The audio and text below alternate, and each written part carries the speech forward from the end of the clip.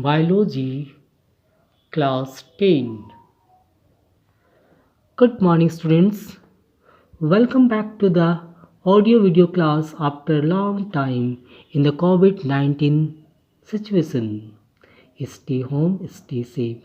Today, we will restart our session from the new Unit 2nd Plant Physiology and chapter Absorption by Roots.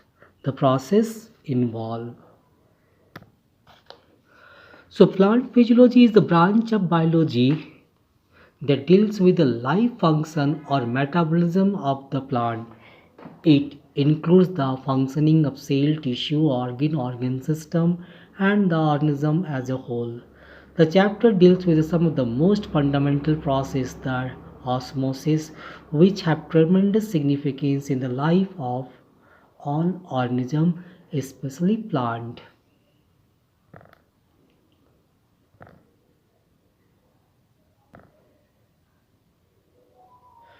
Now, first, absorption by the root.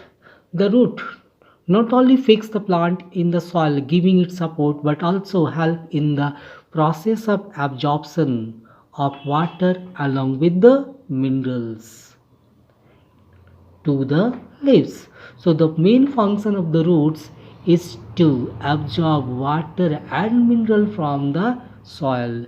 These roots also provide support to the plant and prevent soil from being washed away by rain and water.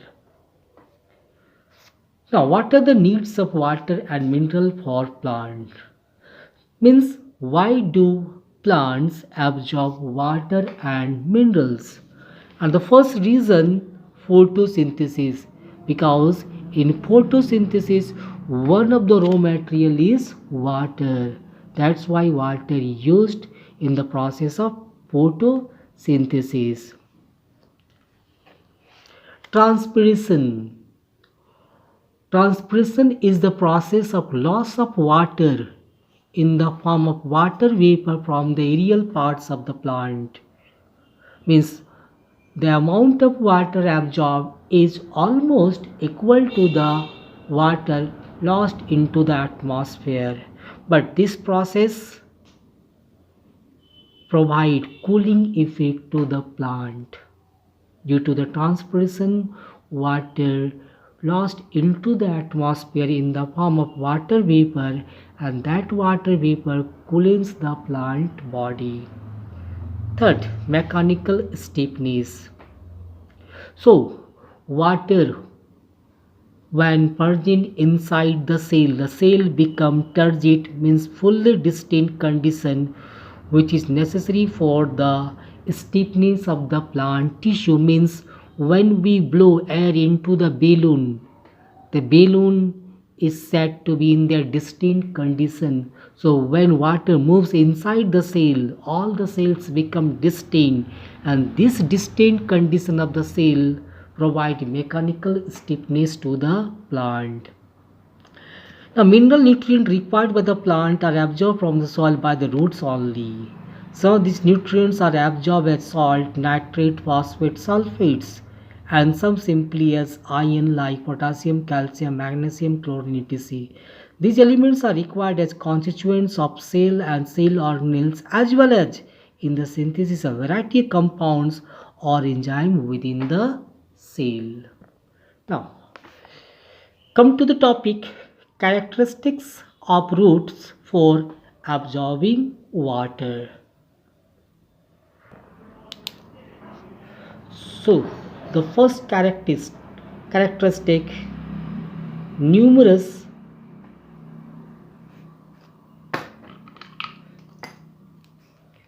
root hairs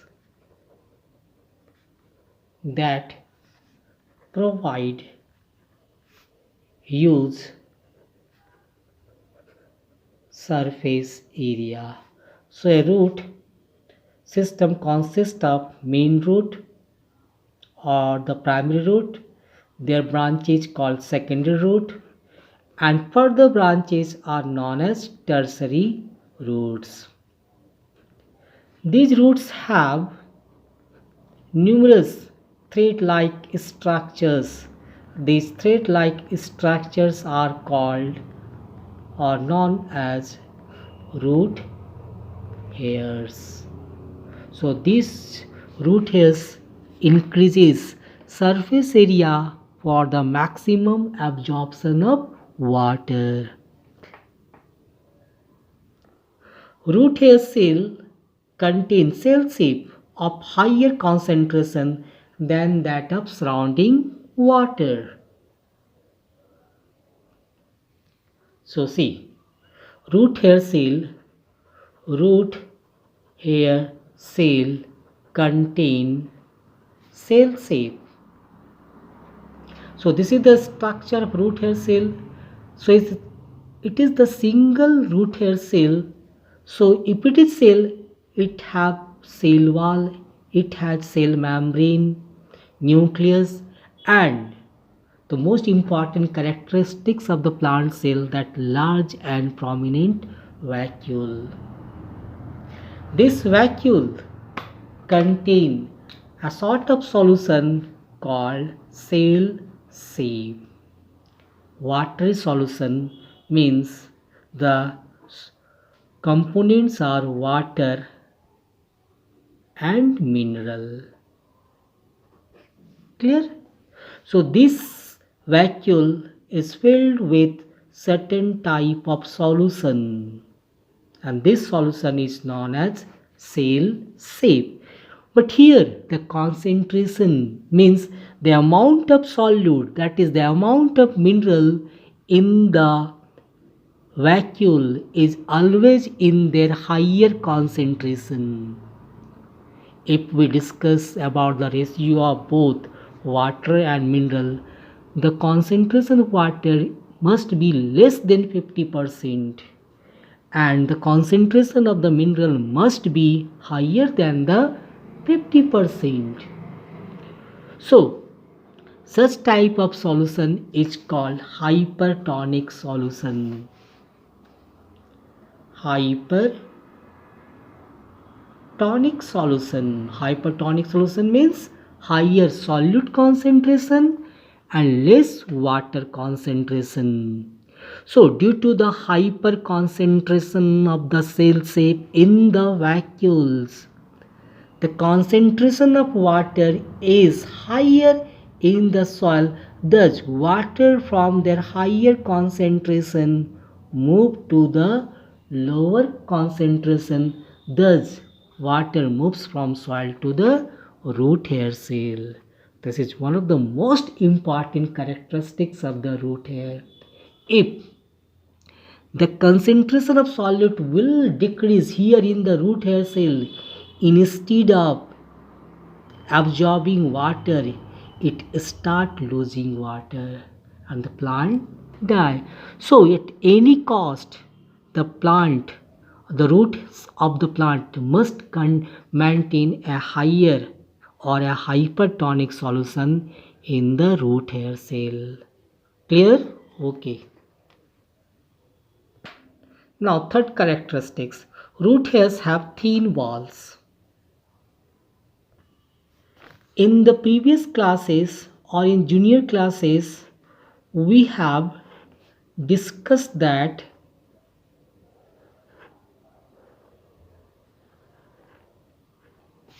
roots absorb water and mineral from the soil, but it is wrong. Why?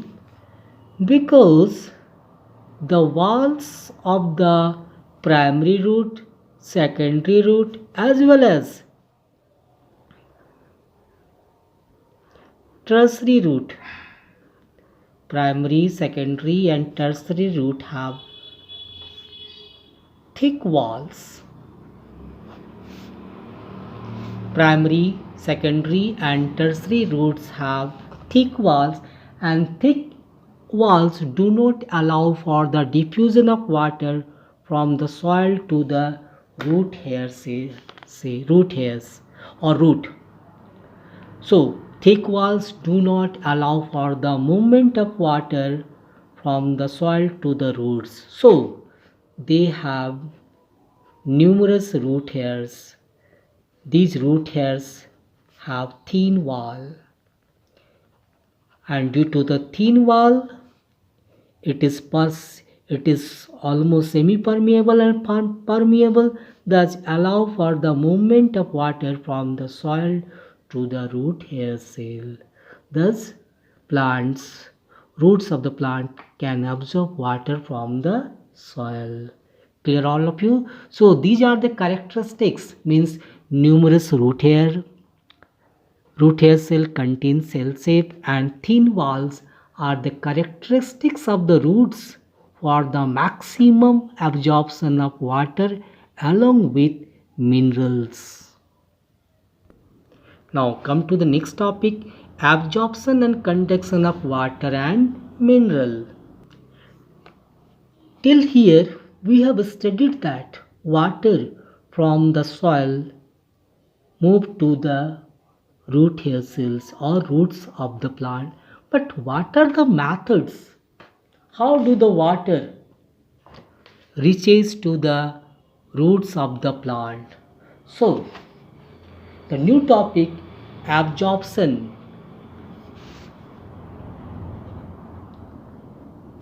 and conduction of water and minerals. So there are various methods that included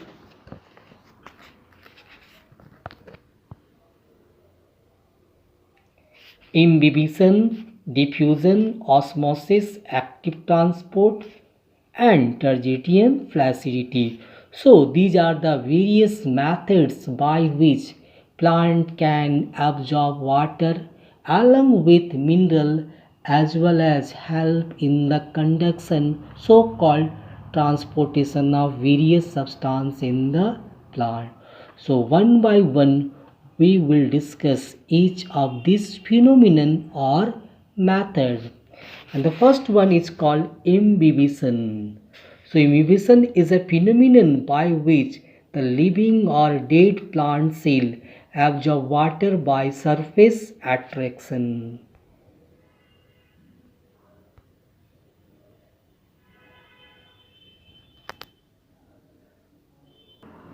So first one is imbibition. What is imbibition? It is the phenomenon by which living or dead plant cell absorb water by surface attraction.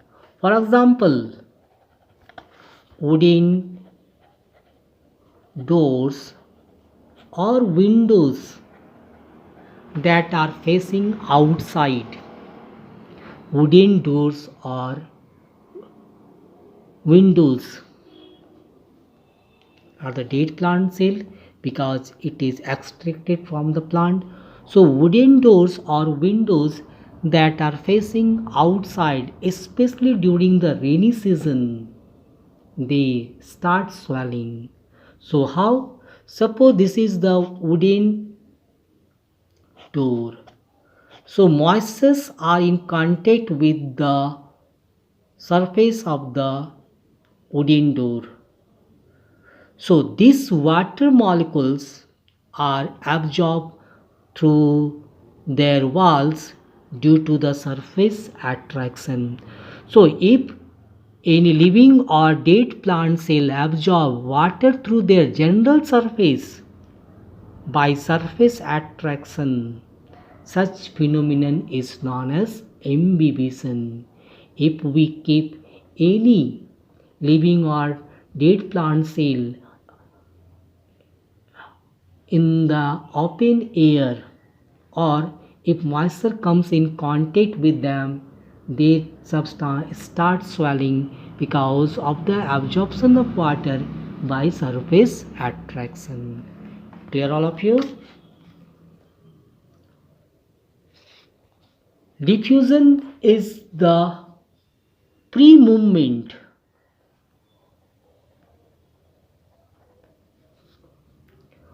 of molecules of a substance, either solute or solvent, gas or liquid, solute, solvent, gas or liquid, from their higher concentration to the lower concentration, from their higher concentration to lower concentration. Such free movement is called diffusion. See one example. There are two water tanks.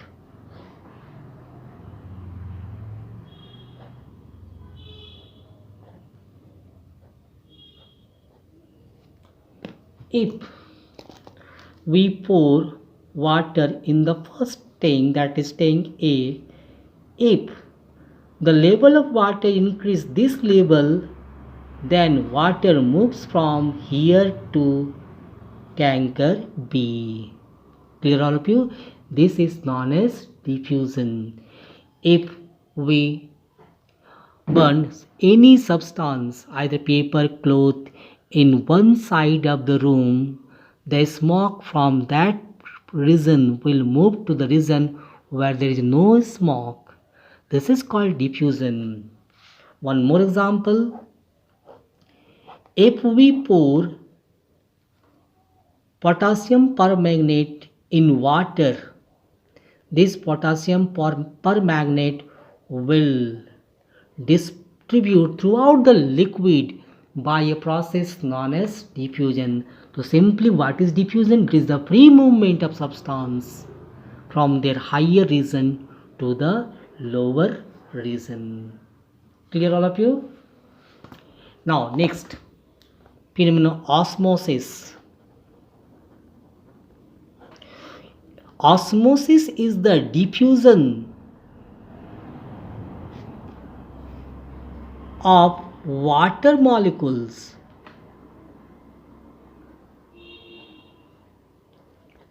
from their higher concentration to lower concentration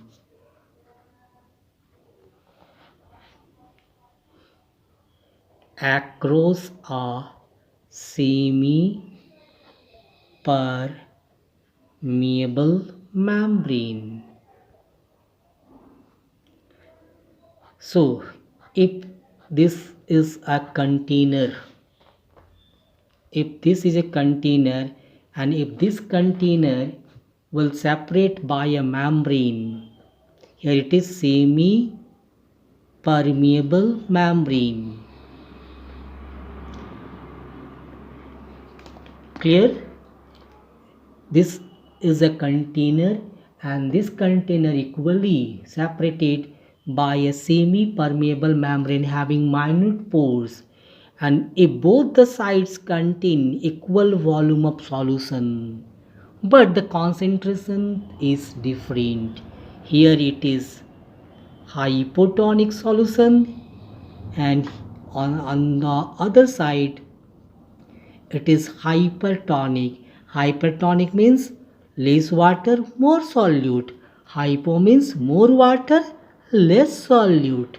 So water from their higher region, because it contains more water, less solute, so water from the higher region move to the lower region across a semi-permeable membrane. This is called osmosis. So what is the difference between the osmosis and diffusion? In diffusion, there is no membrane in between, but in osmosis, there must be a semi-permeable membrane. So, we can say that osmosis is the diffusion, because here also there is a movement, and this movement is called diffusion, but here when across a semi-permeable membrane, so such type of diffusion is called osmosis. Getting all of you? So if we took the example of soil and the root hair cell, Then in between the soil and root hair cell, there is a membrane called semi-permeable membrane, that is cell membrane. So water generally move into the root hair cell by the process of osmosis. Osmosis is of two types. First one is endoosmosis and second one is known as exoosmosis. See, what is the difference? Again, there are two types of solution. One is hypotonic, higher solvent concentration, and the other is hypertonic, higher solute concentration. It is high solvent means water concentration, here high solute. In both the solution, if we place a living cell,